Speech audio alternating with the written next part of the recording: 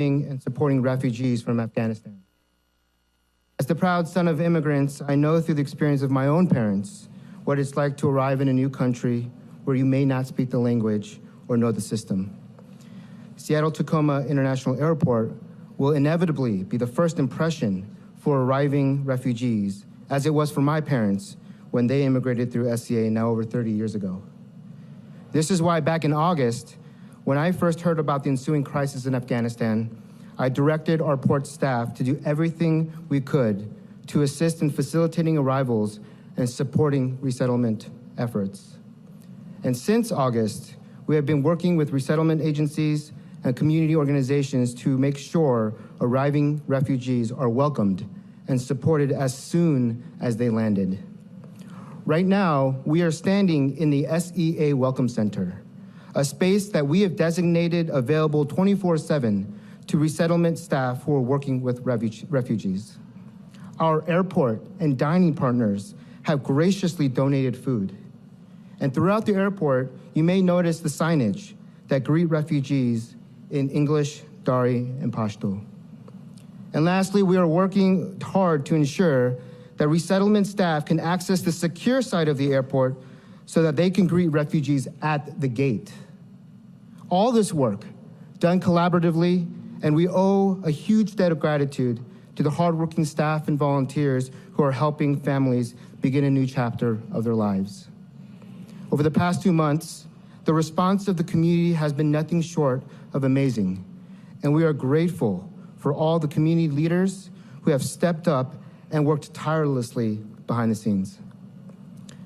I think in moments like these, it is necessary to remember and reflect on our country's long history of welcoming refugees. Whether your ancestors were Irish fleeing a potato famine, or Vietnamese escaping the grasp of Viet Cong and communism, our country has always had a deep tradition of welcoming those who sought to escape from their circumstances for a better life. The diversity and greatness of our country stems from this tradition. And the leaders before you today are committed to continuing this tradition. The port has stood with Governor Inslee at this airport before to reject hate and declare Washington a welcoming place for immigrants that arrive here. And we are glad to stand with the governor and a range of partners here today to make that clear once more. But there's always more to be done. So I'm honored to be able to turn over the podium to Governor Jay Inslee, who can say more about the ongoing work to make Washington a welcoming state. Governor.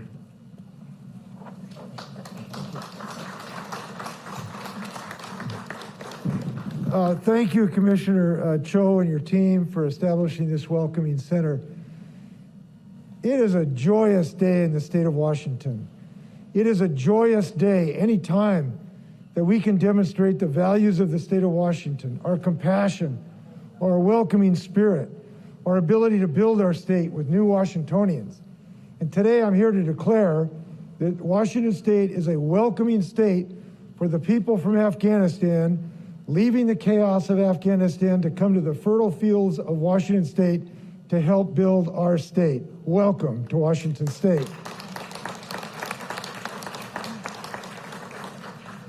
We already have, I'm told, about 340 people here in Washington who've begun this journey. We hope to have another 1,400 or so join us. And I want to tell you why I believe there are 3 reasons to celebrate this and look at this as a joyous occasion. Number 1, this is an expression of who we are as a state. We are a compassionate state. We understand our common brother and sisterhood, and we embrace people of diverse backgrounds. And we've done this for decades. We've brought 150,000 refugees from 70 different countries since 1975. And it has been an expression of the deepest heartfelt beliefs we have about our commonality across borders. And this has been a bipartisan effort. Perhaps it was no more symbolized than my predecessor, Governor Dan Evans, when he helped expedite people from the Vietnam War as refugees and came here. This is something that is bipartisan. It is something we should celebrate. This is a statement of our values of caring for other people to become Washingtonians. Second, is it an expression of commitment to our allies who assisted our proud men and women who served in the Afghani mission. They stood with our armed forces, shoulder to shoulder. And some of these folks, if not most, who will be coming here, served in some capacity, shoulder to shoulder with our military men and women. Now, I know this was a difficult mission over decades for the American military men and women. But while we were here, can we give a round of applause for our armed service people and the Afghanis who stood with them in Afghanistan? There is a third reason this is a joyous day. It is a joyous day because we're bringing people to our state to help build our state, to build our high-tech companies, to build our medical corps, to build our educational system, because we know that's what happens when we bring refugees here. We've experienced ourselves. Just a personal aside, Trudy and I are upright and taking nourishment because of an excellent physical therapist who came here as about a 5-year-old refugees from Vietnam. Now his relatives have helped build our state. This is a building project in our state, and these are the bricks and mortar, which are ambitious, energetic people who are willing to have the courageous decision to come to a different country to reestablish their lives. This is a good thing for the state of Washington all the way around. Now, we have a lot of people to thank for this welcoming center, but I want to start by thanking our federal partners who've mobilized countless resources across multiple departments of our federal government. They've found shelter at U.S. military bases for refugees. They have processed applications for visas. They have located supports and services. Recently, Congress passed a continuing resolution that provided additional funding for the Afghanistan refugees, and we thank them for that. We thank the President for sticking by these refugees. Now, in anticipation of their arrival, numerous organizations have stepped up to the plate. I want to start with the Muslim Association of Puget Sound under the steady hand of Anila Afzali. She's beginning to locate and coordinate these activities now for weeks and months, and I appreciate her leadership.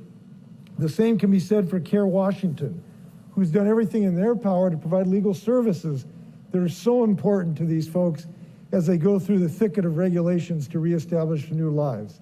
And we now are looking at what the Washington State can do to help in that regard. We'll have more to say that in the upcoming weeks to see what might be opportunities for the state of Washington to help with the legal needs of these folks. We want to thank Microsoft, who's pledged $1 million in support. Airbnb has committed short-term housing for 40,000 Afghans, including many in Washington State. Alaska Airlines, who's donated domestic flights for people to move off military bases to their future homes. To the Port of Seattle, who have created this very welcome center. To the Seattle Foundation, who's building momentum from private donors. To Amazon, and Alice is here, I believe, today, who is looking to coordinate many of these activities. So we know this is an all-hands-on-deck opportunity for the state of Washington. We want to ask everyone to think about contributing to this effort. There are multiple ways to do that, some that I have mentioned. I want to thank our venerable state refugee coordinator, Sarah Peterson, who have been my eyes and ears in this regard. But we know that our work is not done. We need to locate long-term housing for these families. We need to look at all possible job opportunities. And there's a lot of good job opportunities right now, and we know there's a lot of skilled people coming in this group of refugees, and we look forward to the development of their careers. Before I close, I do want to talk about something that is a concern of mine now, and that is the recent acts of anti-immigrant, anti-Asian, and anti-Muslim violence and harassment in our state. It is a blot on our state. I visited the Islamic Center of Tacoma just a few days ago, which was subject to an arson fire. Montlake Terrace Mosque was burglarized. We're better than this. We stand against this violence and harassment. We're going to stand with everybody to do so. I want to particularly thank Abdul Hakim Muhammad, who's the director of the Islamic Center, which we want to work with to prevent this violence. We're going to have as vigorous a law enforcement response to this as possible. I can assure you of this. We are better than this as a state, and this will not stand. So today is a joyous day. not just because we're opening Climate Pledge Arena, but because we have a lot of people who can go to Climate Pledge Arena to celebrate the victory of the Kraken over the Canucks. So welcome to Washington State, and now I'm going to hand it over to Anila. Anila. Thank you so much, Governor. Appreciate that. Thank you so much, Governor, for your leadership, your commitment to creating a welcoming state where we live out our values, and your support of immigrant and refugee communities, including our incoming Afghan allies and friends. Thank you also to Commissioner Cho, the Port of Seattle, our corporate partners, the Seattle Foundation, the Afghan American community who has shown up here today with us as well, and so many community-based organizations and the resettlement agencies who are on the ground doing the critical work. My name is Anila Afzali, and I am the Executive Director of the American Muslim Empowerment Network at the Muslim Association of Puget Sound, and I am also honored to directly partner with Sarah Peterson, the statewide refugee coordinator, on a public-private partnership that we have established to coordinate the great work of our 9 resettlement agencies and the number of different community-based organizations who are working to welcome our incoming Afghan neighbors.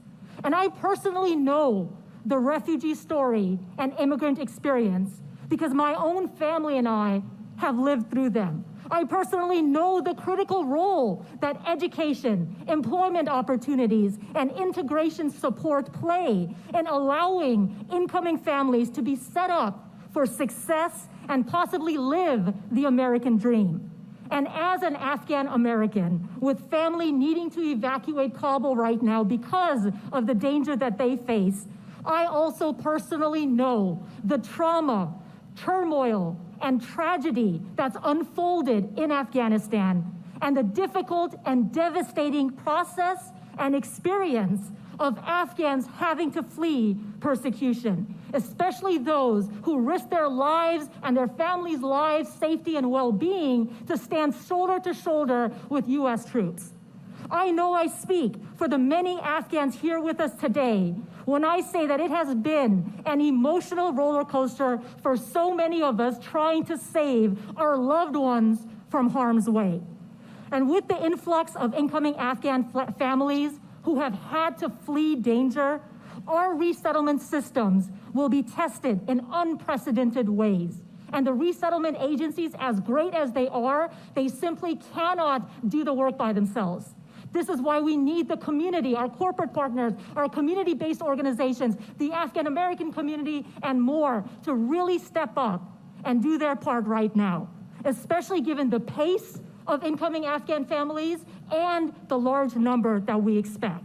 That's why we have this coordinated effort. We have a joint campaign to raise funds, emergency funds, to help people with the immediate needs that they may not be able to cover under some of the resettlement agencies' support. Or after the 90 days with the resettlement agencies, our fund is going to help that. And All in Washington with the Seattle Foundation has launched a campaign where you will get a chance to donate to that joint campaign.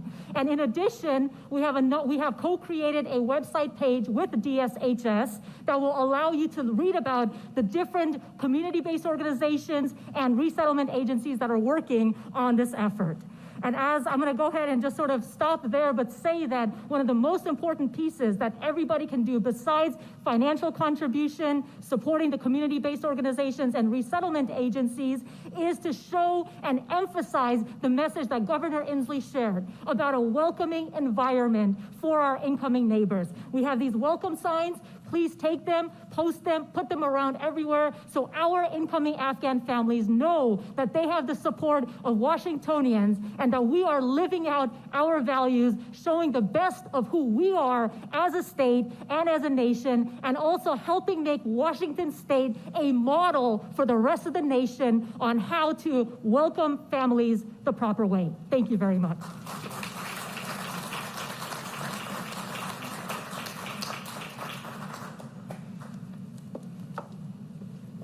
Good afternoon, everyone.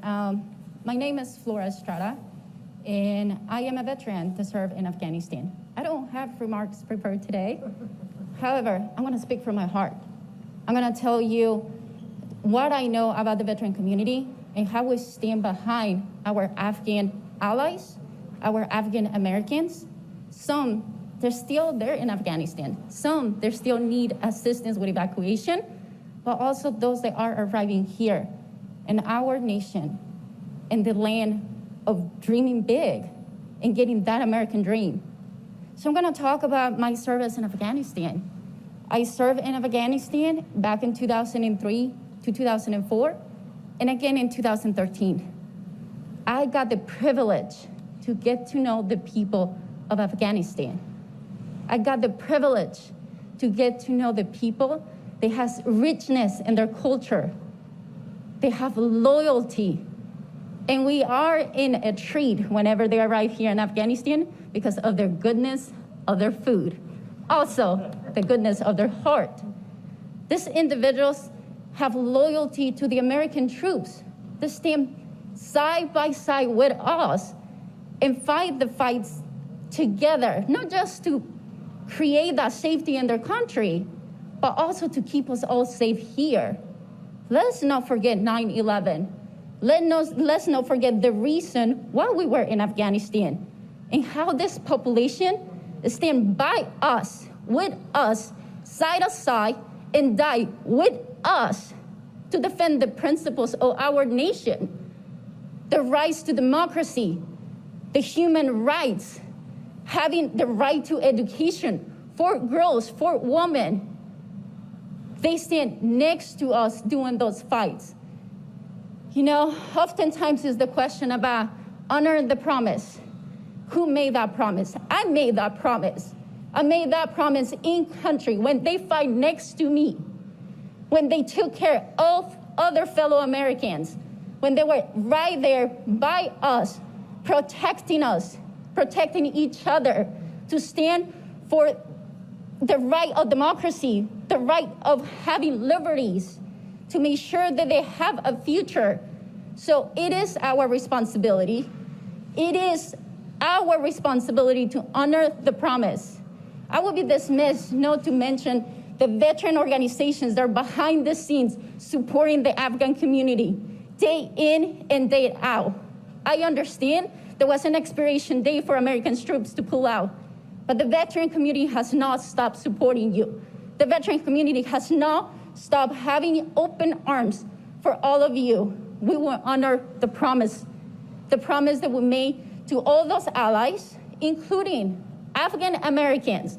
And I want to emphasize, Americans, they are in Afghanistan waiting for evacuation, waiting to get support.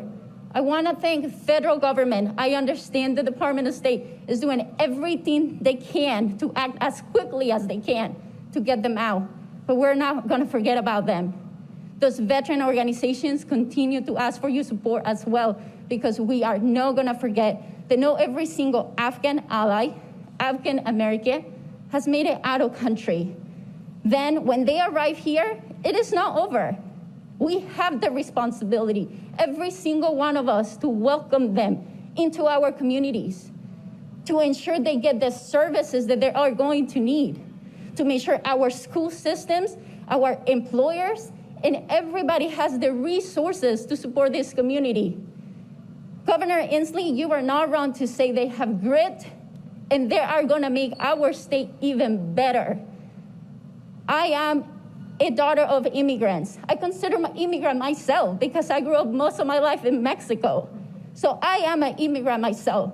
I am a proud Mexican American that understand the immigration journey and I stand by the people of Afghanistan, those that are here, those that are on their way, and those that are still there waiting for us to support. Thank you for the opportunity to speak to you today.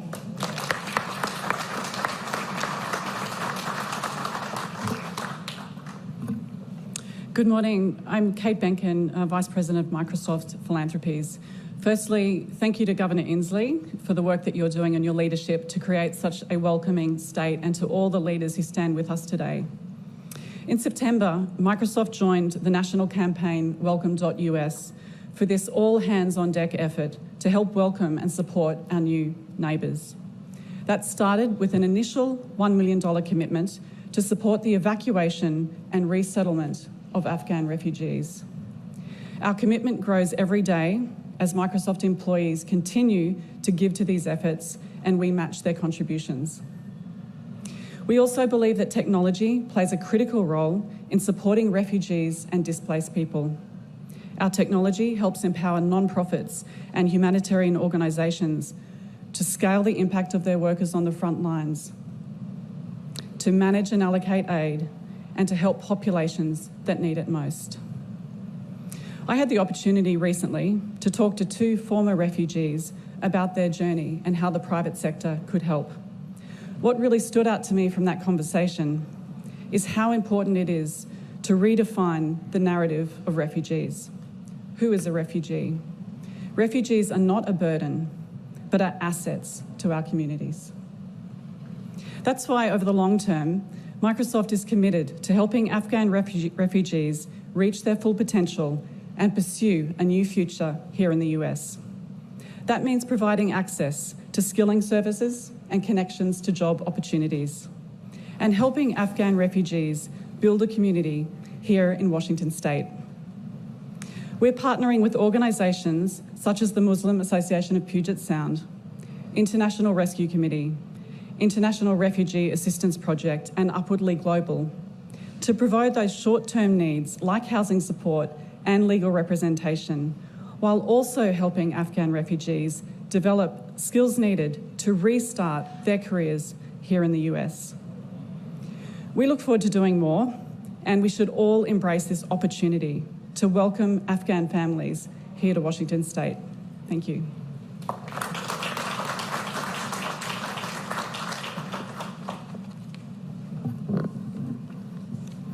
Good afternoon, everyone. My name is Aisha Irfan. I'm with Airbnb. First, I just want to start by saying thank you, Governor Inslee, for doing your part and your incredible leadership in making sure Washington stays a safe state for incoming Afghan families. I have the honor of working with Airbnb.org, and I'd love to share more with you today about what we're doing both in the state of Washington, but also globally. In August, Airbnb.org committed to housing 20,000 refugees globally. We saw the crisis in Afghanistan, and we felt compelled to act. Airbnb has been supporting incoming refugees and folks displaced by disaster for the last almost 10 years. We've worked out a program in deep partnership with community partners and our incredible community of hosts who work side by side to make sure they provide a safe, welcoming stay as folks are looking for a soft place to land. We knew we had some of the infrastructure in place to expand this program globally, and this time we wanted to continue to center the Afghan people in this work. So we've partnered with Afghan organizations across the country to continue to scale and expand this work. What caught us off guard, and it shouldn't have because it speaks to the shared values of humanity and inclusion, is hosts across the world joined us in this effort. They offered to open up their homes. They wanted to be that first landing spot for incoming families. And over 6,000 folks have joined us from across the world, and those numbers continue to grow daily. Over the last 2 months, we've helped house 2,000 refugees across the country. 130 of them are right here in the state. And I think from what I heard, about 300 folks have already made their way in. So about half of those have been supported through our Airbnb's incredible community. And we are looking forward for those numbers to continue to grow. We're looking for those numbers to continue to grow, and we know that Washington is one of the top states where incoming refugees are going to settle. It's one of the top states that's going to continue to need support. So we're doing our part in working directly with community-based organizations and resettlement organizations to provide additional support in addition to what we had already committed. And we're going to continue to be in strong partnership with the folks on the ground to figure out how to scale that. And lastly, I'll just say that I think every single one of us has a role to play. This room is so incredibly packed with community-based organizations, volunteers, folks who I imagine have been doing donation drives and airport runs and just the mix of it. This is a problem bigger than all of us. It's going to require innovative strategies. It's going to require public-private partnerships. Every single one of us has a role to play, and we're so excited to continue to do that with you all. For anyone who's looking to help us in this work of housing our new Afghan neighbors, you can go to airbnb.org/refugees and sign up to host a family yourself. We'd love for all of us to be engaged in that experience. Thank you again for all of your time. Thank you everyone for your work. And we look forward to continuing to work with you.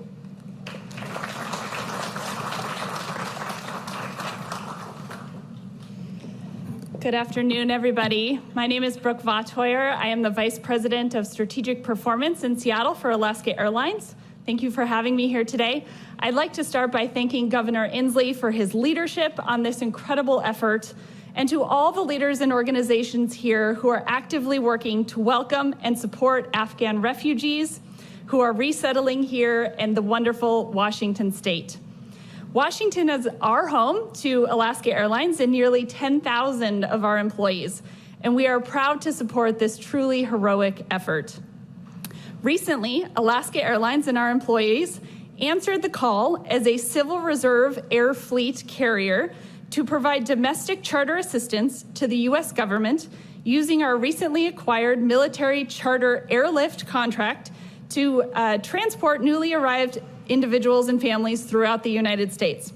We had flight attendants, pilots, customer service agents, catering coordinators, charter coordinators, and maintenance technicians who signed up literally within hours of receiving initial instructions from U.S. Transportation Command. It was honestly incredible to see. Caring for the safety and well-being of those who travel with us is always our top priority, and we are proud of the role we've played to support this important work. In fact, our company and our employees have a history of stepping up caring for those in need, going back 90 years to when our founders delivered critical supplies and medicine within the state of Alaska, and continuing through the years in our support for the Berlin Airlift in 1948 and Operation Magic Carpet to evacuate 49,000 Jews from Yemen in 1949 and 1950. In addition to our direct support through domestic charter flights, Alaska is providing financial support to our philanthropic partners like the Seattle Foundation, who through the All in Washington campaign are working to mobilize donors and funders to support a coordinated effort to welcome and resettle Afghan families here in Washington state. And our guests have stepped up as well. In the past month, our partner, Miles for Migrants, has received more than 14 million miles donated by our Alaska Mileage Plan members to support critical travel for Afghan refugees settling in the United States. Many of these Mileage Plan members live right here in Washington state, and we are truly thankful for their tremendous support. We're proud to stand here today with the governor and many of our partners from Washington's business and philanthropic community to fervently express our welcome to the Afghan refugees who have and will be joining our community. Thank you.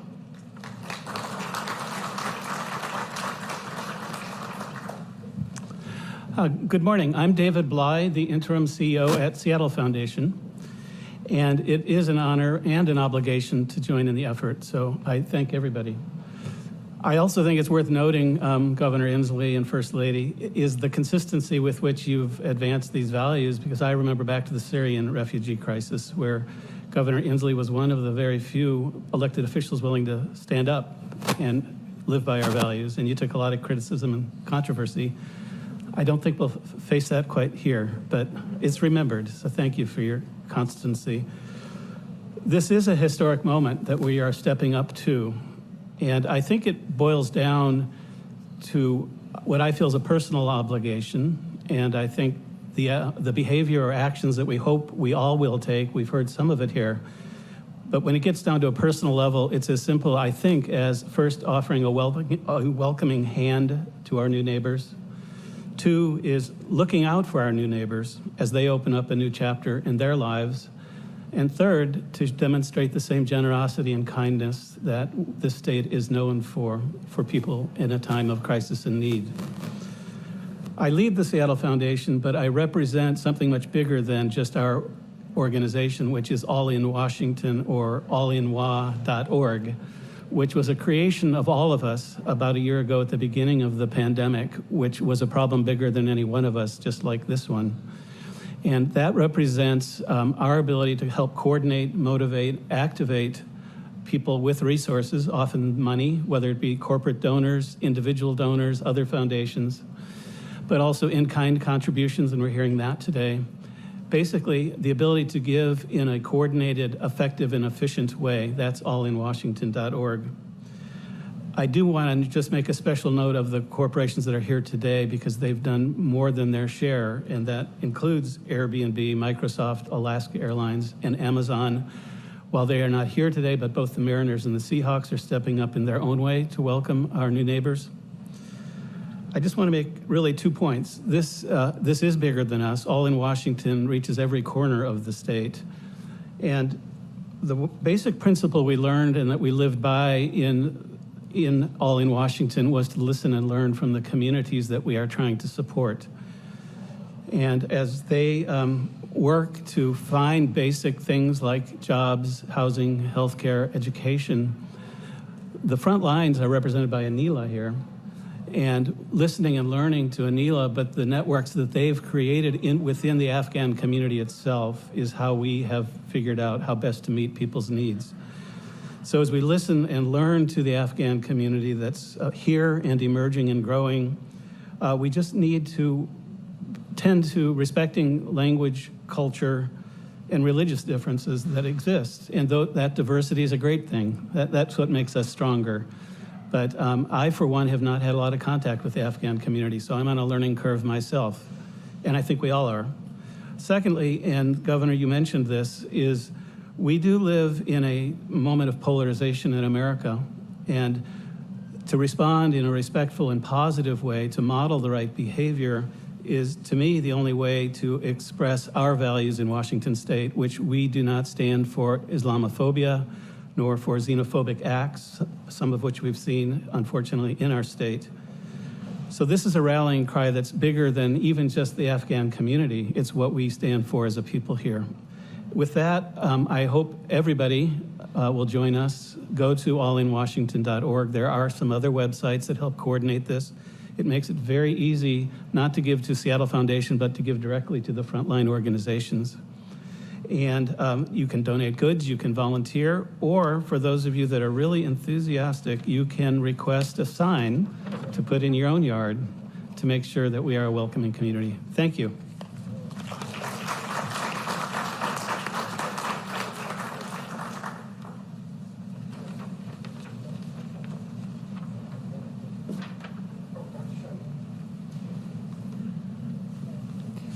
Thank you. A couple more thanks to the business leaders who are looking for career opportunities for these new Washingtonians. I think of Bob Donegan at Ivers, who says he's welcoming new folks to come to Ivers, where the slogan is keep clam and carry on. So we want to thank the business leaders for helping out. I have Dr. Umair Shah here today, who's been working on public health issues with the community. Dr. Shah, thanks for your leadership. I think it's good to have you with this community, so thank you very much. I believe we're standing for questions. Is that right, Tara? If people have questions, happy to. Any questions to these eloquent folks up here? Any questions? Yes? Yeah, Governor, so what's the process of helping people settle and start a new life? I know it's not something that can happen overnight or easy. So when a family arrives here, can you walk us through what happens to help them, start over and stuff? Yeah, I think, let me defer to Anila. Anila, you might be the best one. Do you think you're the best one to answer that question of the process? I can talk a little bit about it. I think we have much better people from the Resettlement Agency. Is Nikki here from the Resettlement Agency?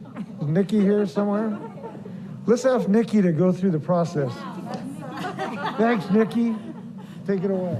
Hi, I'm Nikki, if you weren't sure about that. So I work for International Rescue Committee. It's a resettlement agency, and we've been proud to work here in Washington State for more than 40 years. And so what happens is the airport is one of the first most important sites for the families when they arrive. Now, thanks to the Port of Seattle, we have badges, so people can go, our caseworkers who are assigned to each family can now go airside and literally meet the families at the gate, which is a really important welcome. They bring them through to the baggage area, they collect their bags, We take them back. Right now, we're putting people in temporary housing because permanent housing is really difficult to get. So thanks to our relationships with Airbnb, we also have a great partnership with King County and a hotel for the homeless that we're using right now, which has been designated for Afghan families. We take them back there. They have a warm, culturally appropriate meal. They are looking forward to a good night's sleep. And then the next day, we meet them and we start the process of their resettlement. So it's everything. It's a checklist of things, which takes up to 90 days. Of course, the reality is that resettlement takes a lot longer than 90 days, and that's why we can't do this without the community. So it's everything from getting the kids enrolled in school, going to take them to medical checks, public health, and great partners with Jasmine Matheson, State Refugee Health Coordinator, and then getting them signed up for Social Security cards so they can get a job. And getting a job is the most important thing. We know that families coming from Afghanistan are looking to work, looking to be self-sufficient as quickly as possible. These are hardworking people who have come from working with Americans in the community. So we're helping them get a job. And that means that a lot of it's online now because of COVID. So getting their resumes brushed up, helping them with interview skills, helping them get to those interviews. And we have some great partnerships with employers, including with the Port of Seattle. So it's a 90-day process. We're helping those families through that. Right now, the families are coming in with literally, many of them are coming in with just the clothes on their back. I mean, they literally fled Afghanistan with only the things that they could carry. And they've experienced enormous trauma in this process. They've left their loved ones behind as they had to get to the airport. And the trip to the airport was very, very difficult. They've also been waiting on bases to come into Washington. We're excited that Washington is a welcoming state, and all the resettlement agencies are really glad to work in partnership with others. Does that cover it? And I just wanted to add, so Dr. Amir Shah, Secretary of Health for the great state of Washington, I want to thank Governor for your leadership, and First Lady, thank you as well. And to all of our partners, just a reminder that community-wide problems require community-wide solutions.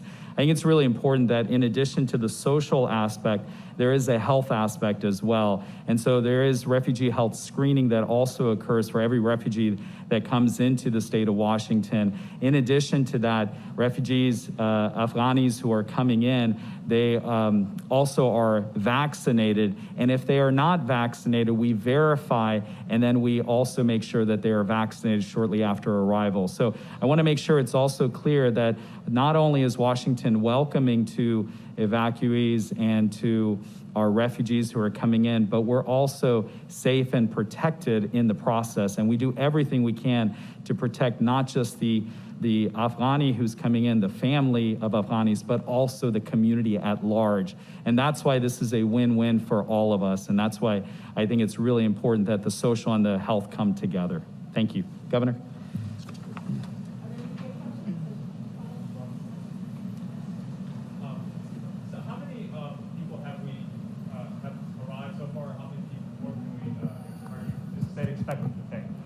Well, there's a federal designation of this. At the moment, there's about 340, as I understand it, who have arrived, and there's about 1,700 that the federal government has essentially vectored into the state of Washington.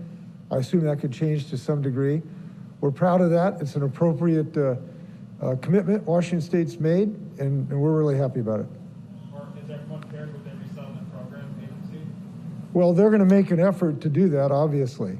But the more private donations we have to accelerate that, the better off we're going to be. Anything else? Any questions? Easy questions? Thank you very much. Are you with the media? Then I'm going to talk to you right after this. We'll talk right after. Any media questions? Okay, thank you very much. Let's welcome our new friends. Thanks a lot.